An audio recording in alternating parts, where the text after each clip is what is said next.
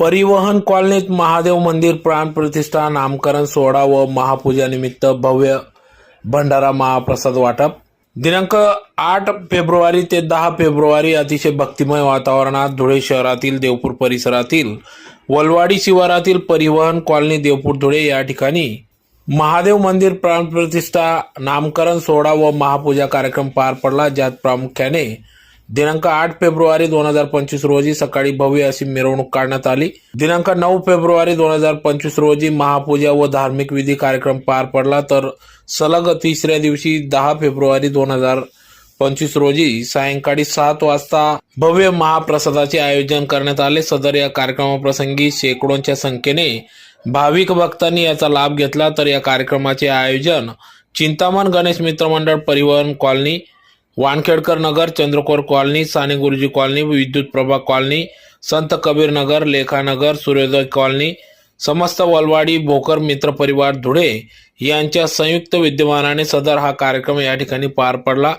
तर यावेळेस भाविक भक्तांनी या ठिकाणी महादेव मंदिर प्राण प्रतिष्ठा सोहळ्यानिमित्त या ठिकाणी दर्शन घेऊन या भव्य महाप्रसादाचा लाभ घेतला।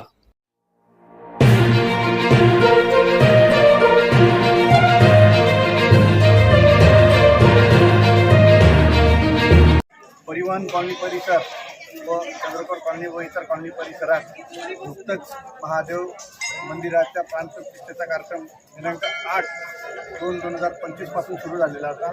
सर्वप्रथम 8 तारखेला ज्या काही महादेवाची पिंड आहे, नंदी महाराज आहे, नागराज आहेत, कळस आहेत, यांची मिरवणूक टीटीपी स्टॉपपासून मंदिरापर्यंत वाजत गाजत काढण्यात आली। त्यानंतर 8 संपूर्ण दिवस, 9 संपूर्ण दिवस आणि आजचा 10चा जवळपास सकाळपासून दुपारी 3 वाजेपर्यंत विधिवत पूजा या ठिकाणी करण्यात आलेली आहे व त्याप्रमाणे कपिलेश्वर महाराजांची या ठिकाणी प्राण प्रतिष्ठा करण्यात आली आहे आणि इथल्या त्या मंदिराला आपण जे काही मुहूर्त काढलं होतं त्यानुसार कपिलेश्वर महाराज मंदिर, महादेव मंदिर असं नाव दिलेलं आहे आणि त्यानिमित्ताने आज कार्यक्रमाची सांगता म्हणून या ठिकाणी 7:30 वाजेपासून भंडाऱ्याचं आयोजन करण्यात आलेलं आहे।